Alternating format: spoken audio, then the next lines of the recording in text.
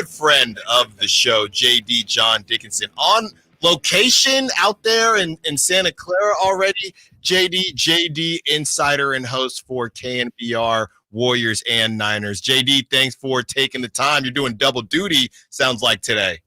Yeah, doing double duty today and double duty yesterday. It's fun times here in the Bay and in Northern California. The Warriors had their game last night against the Hawks, 49ers practice yesterday and today, and then obviously the Warriors and Kings for the fourth and final time, at least in the regular season, tonight over at Chase Center. So, yeah, busy times, fun times. Happy to be on with you both. JD, before we get to the X's and O's of tonight, I mean, I watched the game last night in the tribute to Coach Decky. You were in the building. Can you just describe the feelings in there? I mean, how do you get ready to not just play a basketball game, to cover a basketball game, to cheer for a basketball game? Have you ever experienced anything like that? And where do you think the Warriors are emotionally, physically, and mentally right now?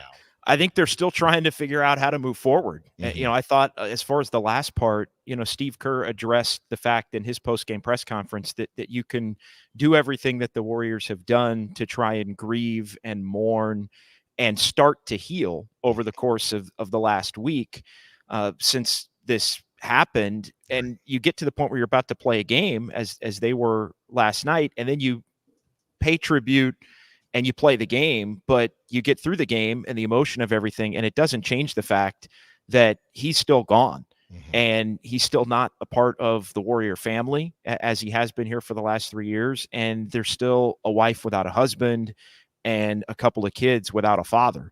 And so when you start to think down that path, it's, this is going to be a long process as the Warriors continue to try and push through. The ceremony itself was just spectacular. I mean, I thought the Warriors did a first-class job, from Steve Kerr's comments and asking for a moment of ovation to the playing of the Serbian national anthem was tremendous. The placing of the jerseys on his spot on the bench, Mike Dunleavy Jr. presenting his widow with the flower, and it was wonderful, and to see the strength that she showed and the kids showed to be in the building, I thought was unbelievable. And it really made me think, it kind of along the lines of what we were just saying. They got to this point where it felt like, okay, it was time to get back and that they were going to be able to get back. But going through that ceremony, it just it struck me like they have to play right now, and Draymond Green's in tears. Yeah, and Klay Thompson's in tears.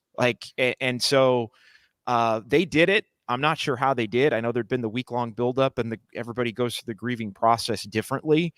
But it's definitely not a closed chapter by any means for this Warriors team. JD, just a quick follow-up. I mean, this might seem extreme to say, but could this affect, we've seen, just like the Kings have been connected to a bunch of names, could this affect how the Warriors approach the trade deadline? I mean, there's just not a lot of time to do anything, right? I mean, this feels like, if you're saying obviously they're still affected by this, if you're Mike Dunleavy Jr., what do you do? Yeah, I mean, 2 weeks from right now, basically, we're talking about the trade deadline, and yeah, I do think it impacts it. And look, the Warriors have to see what they can be as they are a little bit closer to whole with Draymond Green back over the course of the next couple of weeks. I mean, they're wildly disappointed in the first half, because of the 2 games that were postponed. They reached the halfway mark exactly last night. Everybody else had done it about a week ago, but they had a couple of the games postponed. So they're a 19-win team at the break. And I know people are at the midway point. And so I know people in Sacramento are not happy with the Kings, basically being a 46-win, projected team at the halfway mark, even though it was the same as they were last season. But people are really not happy with the Warriors being a couple of cuts, beyond that, and being 12th still in the West. So I think, as everyone continues to heal, it is going to have to get back to business as usual, and the Warriors are going to have to continue the evaluation mode that started prior to the tragic events and Coach Decky's passing a week ago on Wednesday. But I do think, considering the way the Warriors operate as with the connectivity between Steph and Clay and Draymond and Steve Kerr and even Mike Dunleavy Jr., who's been around for the last 5 years, and Joe Lacob, and the guys that helped them win, Wiggins and Looney, the guys that helped them win 2 years ago when they got back to the top of the mountain. I do think they treat their organization as a family more than I think most organizations do. And so I do think that there will be a factor in play here in the next 2 weeks as to, do you want to do something that maybe upsets the harmony that can't potentially be done in the summer? So I don't think it's a crazy question. I don't think there's a firm answer to it, but I do think it will be factored in, just knowing the way the Warriors operate as they look to try and improve here in the 2 weeks till the deadline. Yeah, I mean, that's super interesting. And obviously it's a really unique situation. So who even knows? Yeah, I mean, it's just wild, and no easy transitioning off of that. But the story from the game yesterday, the actual on the floor game, was Jonathan Kuminga was incredible yesterday. It seems like he's really started to attack the inside a lot more. He was 11 of 11, I think, yesterday, 25 points. What's really clicked for him, it seems like these past, I think, 3 or so games, he's just been a completely different guy. Yeah, it's 4 games now of 20 or more, and it's 21 games in double digits. I mean, it's been more up and down for Kuminga. He really didn't have a good, let's say, first maybe month and a half of the season, wildly inconsistent. And then it was December the 6th when he basically found himself out of the rotation in a game at Chase Center against Portland, and the Warriors got down to Portland double digits in the second half, and Steve Kerr went to Kuminga, and Kuminga basically was the best player on the floor for the last 16 minutes and helped him come back and win that game. And since then, he's been a lot better. He's been a cut even better than that over the last 4 games, going back through the last couple of weeks in varying roles. And he really got an opportunity when Draymond Green was suspended to step in and get a lot more run. As far as what's been different for him, he's just been much more aggressive in attacking the basket, much more decisive in not only his looking to attack to score, but get all the way to the rim. Earlier in the year, he would drive, but it would be kind of a half-hearted drive. He'd pull up from 10 feet out. He'd miss these wild kind of pull-up shots, or he would go to the basket and maybe look to get fouled, which is a quality trait of his. He does get fouled a lot, gets to the free throw line, but he wouldn't finish strong, so he wouldn't always get calls, and then he'd have some wild misses. He's just taking it right to the basket, but even when he's looking to move the ball, he's just doing it more decisively, more quickly in the flow of the offense. And when Kuminga's at his best, the shot chart looks exactly like it did last night.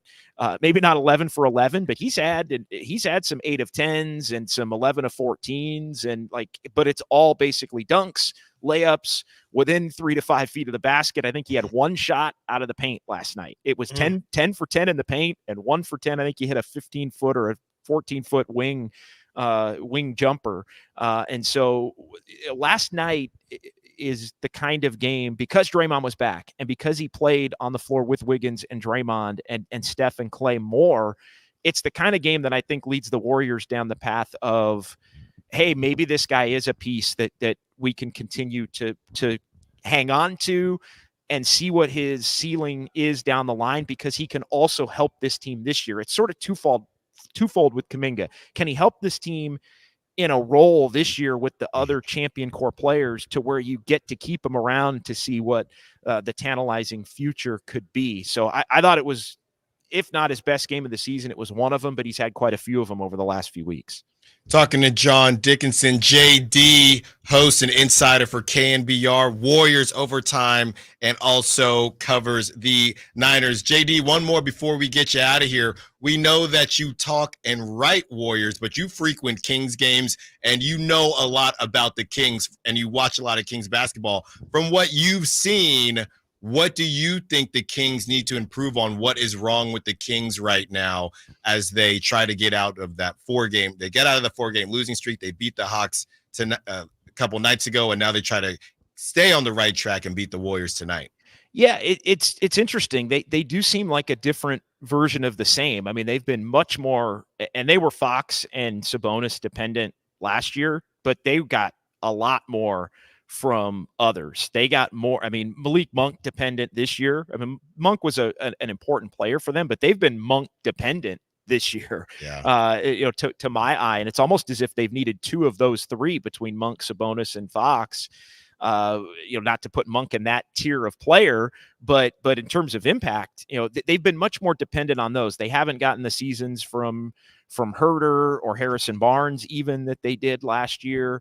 It seems like, the league, I think, takes them a little bit more seriously on a night in, night out basis. I think one of the things they did exceptionally well last year was just every game, and they had some clunkers, some bad losses, a couple here and there at home, but every game they played hard and they made a lot of hay, I thought, in a league to where the selective competitiveness of the rest of the league, like they always showed up. And if a team wasn't ready to play, they were so talented that they were going to win on that night. And I think that's a big part of why they built that record up to where it was. I also think there's been a little bit of a cloak of they want to do, they're not happy with where they are because it's basically the same. And I think, they wanted to improve off of that. They've seen Minnesota and Oklahoma City make a jump from behind them to now at the top of the conference for the time being.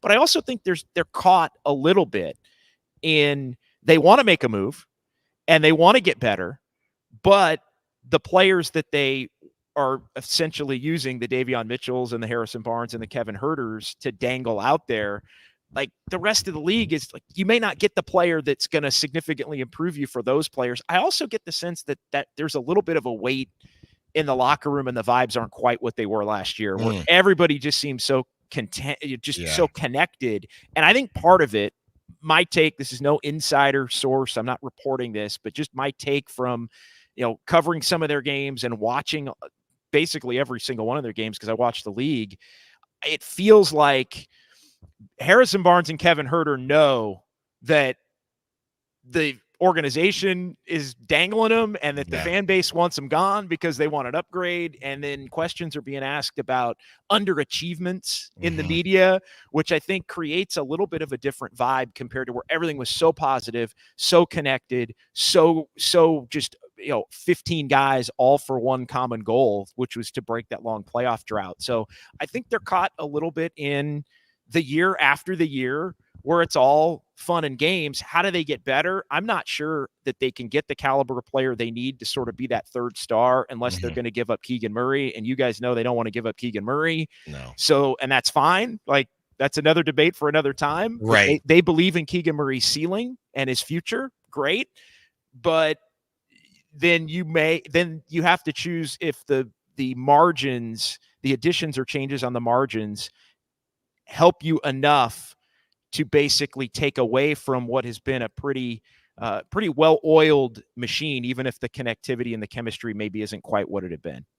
There you have it, JD. Yeah, it's Warriors, but you are NBA. But I'd say enjoy it. I would say enjoy it. To the people in Sacramento, and I'm from Sacramento, like I would just say deep breath and enjoy another year of this team being good. Like they are back. I know it doesn't seem that way, but they are backing up what they did last year because they basically have a similar. Now 48 may not get you the 3 seed this year, but just, I would just say embrace it, enjoy it. Obviously talk about ways they can get better. It's all fun and games, but there seems to be a little too much angst when I'm in Sacramento over why they're not better, why are they not making the leap, so to speak. And it's like, it'll come there. You don't want to make a panic move if you're the Kings right now, something that ends up setting you back when you worked so hard to get it to this level where you are a playoff, consistent playoff level team. There you have it, JD, John Dickinson, Warriors, Niners host insider for KNBR. JD, am I going to see you at the Niners game this weekend? I'm going to be there. Absolutely. We'll see. All right. We'll see you at the Niner game. I will see you then. Thank you so much, JD. We'll talk to you soon. You got it, guys. Thanks for having me.